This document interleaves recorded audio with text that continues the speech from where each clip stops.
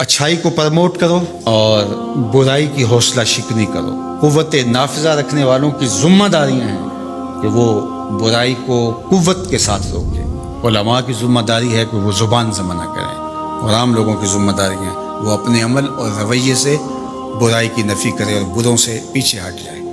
جب بروں سے پیچھے ہٹ جائیں گے تو برے خود بخود تنہا ہو جائیں گے۔ برائی کے گرد ہجوم ہمارا ہوتا ہے، جو ہم بعض کا شغل تماشے کی شکل میں گئے ہوتے ہیں، لیکن ان کی حوصلہ افزائی ہو رہی ہوتی ہے۔ یہ ہمارا سوشل میڈیا، اس پہ جو چیزیں ڈالی جاتی ہیں، اگر کسی بری چیز کو لوگ دیکھیں ہی نہ تو لوگ اچھی چیزیں ڈالنا شروع کر دیں، لیکن جب بری چیز کی تشہیر زیادہ ہو رہی ہے اور لوگ اس کو زیادہ فالو کر رہے ہوں، دیکھ رہے ہوں، تو پھر اچھائی کی حوصلہ شکنی ہوتی ہے۔ یہ ہماری ذمہ داری ہے کہ ہم دیکھیں کہ ہم کہاں کھڑے ہیں۔ تو عدل کا حکم دیا اللہ نے ہمیں، احسان کا، حسن سلوک کا حکم دیا، صلہ رحمی کا حکم دیا، اور منع کیا اس نے فحشاء سے، منکر سے، ہر گناہ، ہر وہ عمل جو اللہ کو ناپسند ہے، اور منع کیا اس نے ہمیں سرکشی اور تمرد سے اور بغاوت سے، تاکہ ہم ایک صالح اور پاکیزہ معاشرت کی بنیاد رکھ کے آگے بڑھ سکیں۔ وَلَا تَقْرَبُوا الْفَوَاحِشَ مَا ظَهَرَ مِنْهَا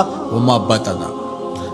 جو بے حیائی ہے، جو برائی کے کام ہے، وہ اعلانیہ ہوں یا مخفی ہو، ان کے نیڑے بھی نہیں جانا، اس کوچے سے بھی نہیں گزرنا۔ ہمارا اسلام ہمیں پاکیزہ دیکھنا چاہتا ہے، عفیف اور پاک دامن دیکھنا چاہتا ہے۔ بے پردگی ان سے منع کر دیا گیا، پردے کی تلقین کی گئی۔ یہاں تک فرمایا کہ اگر کوئی آ کے دستک دے دروازے پر، گھر میں مرد نہیں ہے، خاتون کو بامر مجبوری جواب دینا پڑتا ہے، تو وہ اپنے لہجے کو تلخ رکھے، اپنے لہجے کو ملائم نہ کرے کہ دل کا کوئی روگی اس ملائم لہجے سے میلان قلب پیدا نہ کر لے، اور اس کے دل کے اندر کوئی ایسا خیال بھی پیدا نہ ہو۔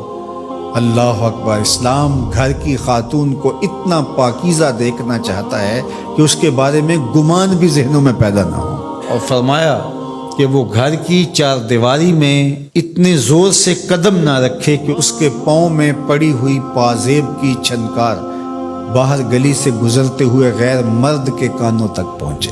یہ ہے ہمارا دین، یہ ہے ہمارا اسلام۔ سورہ نور پڑھ کے دیکھیے، سارے احکام موجود ہیں۔ یہ 8 تاریخ کو جس طرح سے خواتین کو بازاروں میں لا کر کے کھڑا کر دیا جاتا ہے، ان کے ہاتھوں میں پلے کارڈ دیے جاتے ہیں، اور پورا میڈیا اس منظر کو دیکھنے کے لیے خود بھی بے چین ہوتا ہے، اور قوم کو بھی یہ تماشا دکھانے کے لیے ایک دوسرے سے آگے بڑھ کر کے خبریں دینے کے چکر میں ہوتا ہے۔